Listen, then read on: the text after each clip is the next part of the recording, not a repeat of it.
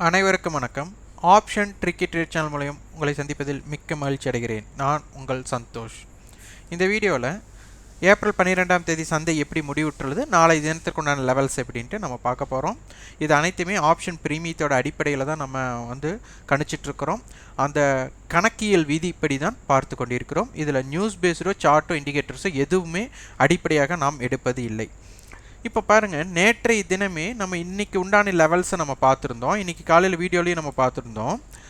17,606க்கு கீழ் சந்தை நிலை பெறும்போது அதிலிருந்து 17,521 அந்த ரேஞ்சுக்கு வரும்போது பார்த்தீங்கன்னா ஆப்ஷன்ஸ் புட் ஆப்ஷன்ஸோட ப்ரீமியம் நல்ல மல்டிபிள் ஆகிறது எல்லாம் நீங்கள் செக் பண்ணியிருப்பீங்க. அதனுடைய வேகம் எவ்வளோ தூரம் இருந்தது அப்படின்னு ப்ராக்டிஸ் பண்ணியிருந்தாலே தெரிஞ்சிருக்கும்.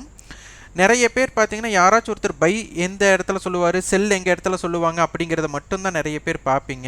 முதல் அது கூடாது.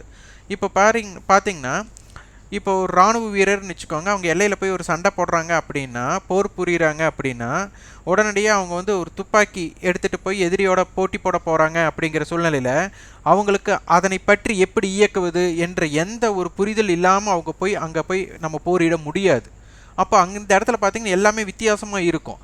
அப்போ அந்த போரிடும் திறன் அவங்களுக்கு தெரிஞ்சிருக்கணும். சிலர் துப்பாக்கி எப்படி இயக்கிறதுன்னு கூட தெரியாது. அப்போ துப்பாக்கி இயக்க தெரியாமல் இயக்கும்போது குண்டோட இவங்களும் சேர்ந்து போகிற மாதிரி ஆகிடும். அது ஒரு நகைச்சுவையாகவே மாறிடும். அந்த மாதிரி இருக்கக்கூடாது. அப்போது ஒரு சந்தையில் ஒரு வாய்ப்புகள் எப்படி இருக்கும், ஏன்னா ஒவ்வொருத்தரும் ஒவ்வொரு மாதிரி ரிஸ்க் எடுப்பாங்க. ஒரு தப்பாக கூட எடுக்கலாம். அப்போ அந்த தப்பான முடிவு எடுக்கும்போது அது சரியான இடத்துல அவங்களுக்கு பாதிப்பில்லாத இடத்துல வெளியில் வர்றதுக்கு அவங்களுக்கு தெரியணும். ஒரு விஷயம் என்னென்னா, நிறைய பேர் ஹெட்ஜிங் ஸ்ட்ராட்டஜிஸ் கேட்டே இருக்கீங்க. ஹெட்ஜிங் ஸ்ட்ராட்டஜிஸ் கரெக்ட், ஆனால் ஹெட்ஜிங் பண்ணிடலாம். ஆனால் அது சரியான தருணத்தில் வெளியில் வர தெரியணும். லாபமாக இருந்தாலும் வெளியில் வர தெரியணும், நஷ்டமாக போகுதுன்னு தெரிஞ்சாலும் வெளியில் வர தெரியணும். நம்மளாம் ஒரு முடிவு பண்ணிவிட்டு butterfly strategy, long cover, short cover, Stradale, strangle எது வேணாலும் பண்ணலாம். லாபம் எடுப்பதுங்கிறது ரொம்ப எளிது, நஷ்டமாகிறது அதை விட ரொம்ப எளிது. ஆனால் அதனை எந்த இது பண்ணிட்டாலும் அதிலிருந்து என்ன காரணக்காரனாலும் நம்மளுக்கு நஷ்டம் வரப்போகுதா, லாபம் வரப்போகுதா, அதிலிருந்து எப்படி தப்பித்து வருவது அப்படிங்கிறத தெரியணும். அதை தெரிந்து கொள்ளாமல் வியாபாரம் செய்யாதீங்க. அதனால தான் நமக்கு ஒவ்வொரு வீடியோலையும் நம்ம பை செல்லை பற்றி பேசுகிறதே இல்லை, அதனுடைய தாக்கத்தை மட்டுமே பார்த்து சொல்லிகிட்ருக்குறோம். அப்போ 17,606 கீழே நோக்கி வந்தது.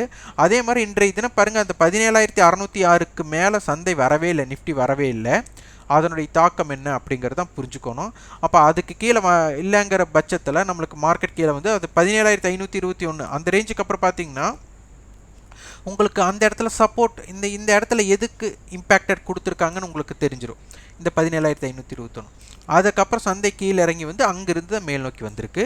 அப்பவும் அதனையோட தாக்கம் தாண்ட முடியல. அதே மாதிரி பேங்க் நிஃப்டி 37,334 மார்க்கெட் ஓப்பன் ஆனதுமே சடன் இம்பேக்டடாக கீழே திருப்பி மேலே வந்தது.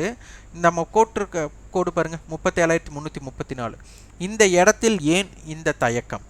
அதே மாதிரி அங்கிருந்து அதற்கு கீழே வராமல் உடனே பாருங்கள், நம்மளுக்கு ஷார்ட் ரேஞ்சோட டாப் 37,920, இன்றைய டாப் அதே தான், ஹை அதே தான். ஸோ மார்க்கெட் ஏன் 37,920 செல்லிங் வந்தது? எங்கே வேணாலும் செல்லிங் வரலாமே. இதை நம்ம பொதுவாக பிளைண்டாக சொல்ல கிடையாது. இது அனைத்துமே பார்த்துட்டிங்கன்னா உங்களுக்கு கணக்கியல் விதிப்படி தான் நம்ம இது சொல்லியிருக்கோம். இப்போது மார்க்கெட்டை பொறுத்து பார்த்திங்கன்னா 2 நாளைக்கு முன்னாடி ஒரு நல்ல ஒரு ஏற்றம் கண்டது. மார்க்கெட் பார்த்திங்கன்னா உங்களுக்கு கிட்டத்தட்ட 17,842, அதற்கு லோ பார்த்திங்கன்னா 17,600, க்ளோசிங் பார்த்திங்கன்னா 17,639. இங்கே ஹை இருக்குது பாருங்களா. அப்போ பேங்க் நிஃப்டியோட இண்டெக்ஸ் ரேஷியோ ஷார்ட்டேஜ்னு சொல்லுவாங்க.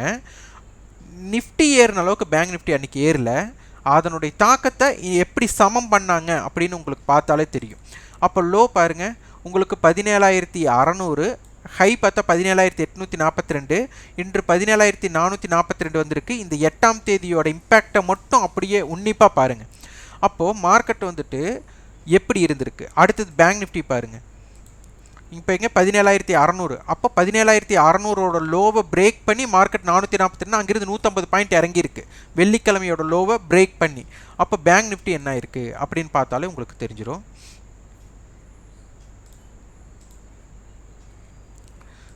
வெள்ளிக்கிழமையோட லோ பாருங்கள் 37,405, மார்க்கெட் 37,842, அதுக்கு முந்தின நாள் க்ளோசிங் 37,557.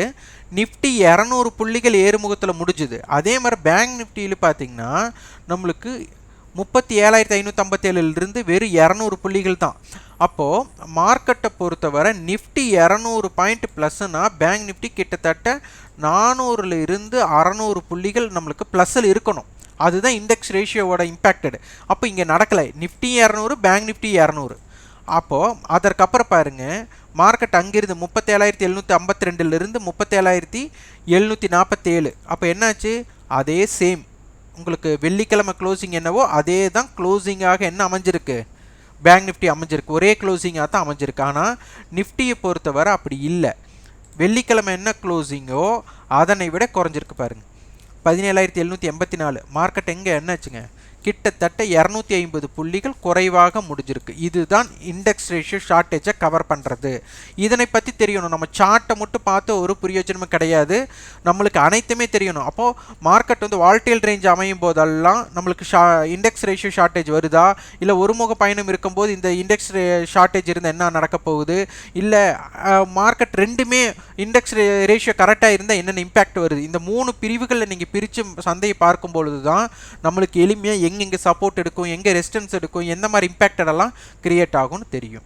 அடுத்தது நிஃப்டியோட செக்டாரல் வைசஸ், செக்டாரோட இம்பேக்டட் எல்லாம் என்னென்னு தெரிஞ்சிருக்கணும். அப்போ நிஃப்டி, பேங்க் நிஃப்டி, ஆட்டோ, அப்போ இதில் இருக்கிற செக்டாரில் எது நல்லா இருக்கோ அதனோட இம்பேக்டட். இப்போ பார்த்தீங்கன்னா இன்றைக்கி பேங்க் நிஃப்டி வந்து ஸ்ட்ராங்காக முடிஞ்சிருக்கான். அப்போ பேங்க் நிஃப்டிக்குள்ளே இருக்கிற ஸ்டாக்ஸை நீங்கள் ஏதாச்சும் பண்ணியிருந்தா தான் உங்களுக்கு ஸ்டாக்ஸிலோட இம்பேக்டட் கிடச்சிருக்கும். இன்றைக்கி பார்த்தீங்கன்னா உங்களுக்கு Axis bank, Kotak bank, ICICI பேங்க்கெல்லாம் நீங்கள் லோவில் இருந்து ரெக்கவர் ஆகும்போது எடுத்திருந்தாலே, ஏன்னா இண்டெக்ஸ் ரேஷியோ ஷார்ட்டேஜ் இருக்கும்போது பேங்க் நிஃப்டி பலமாக இருக்கும்போது யார் அதற்குண்டான உகந்த இதோ அதில் நம்ம பயணம் பண்ணுறதுக்கு ரெடியாக இருக்கணும். அடுத்தது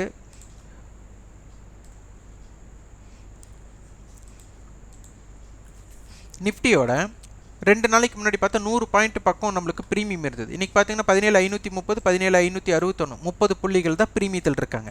இதே பேங்க் நிஃப்டியோட ப்ரீமியத்தை பார்க்கணும். 37,747, 37,895, கிட்டத்தட்ட 300 பாயிண்ட் இருந்தாங்க. இப்போ 150 புள்ளியில் தான் இருக்கிறாங்க ப்ரீமியம். இதுவும் நம்மளுக்கு தெரியணும். அடுத்தது அட்டவணை. இப்போ 17,500 புட், 17,600 கால், 17,500 கால், 17,700 கால் அனைத்துமே கால் மல்டிபிள் ஹெட்ஜாக கொடுத்துருக்காங்க. அப்போ 17,500ங்கிறது ரொம்ப மிக முக்கிய லெவல். அடுத்து 17,455 இருந்து 17,600 கால்னால் இப்போ 17,628. இந்த ஜோன் நம்மளுக்கு ரொம்ப முக்கியம். இந்த எல்லையை கடக்கும் பொழுது இல்லை இந்த எல்லை கடக்காத பட்சத்தில் என்ன நடக்குது அப்படிங்கிறத பார்க்க வேண்டும். இது 37,500 புட், 37,500 கால். இது பேர் ஹெட்ஜிங் கொடுத்துருக்குறாங்க. அப்போ 37,500 புட் 85 ரூபானா 37,415 இருந்து 37,866 இந்த ரேஞ்ச். இந்த ரேஞ்சோட பிரேக் அவுட்டில் ஏதாச்சும் நடக்குதான்னு பார்க்கணும். அதற்கப்புறம் தான் சந்தையோட ட்ரெண்டே மாறக்கூடிய வாய்ப்புகள் அமையும்.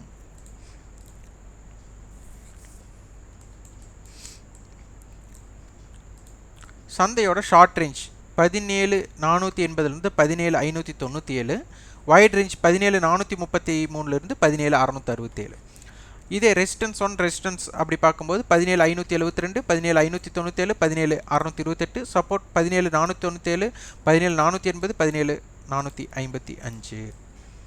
பேங்க் நிஃப்டியை பொறுத்தவரை ஷார்ட் ரேஞ்ச் 37,555 37,915, வைட் ரேஞ்ச் 37,340 38,060.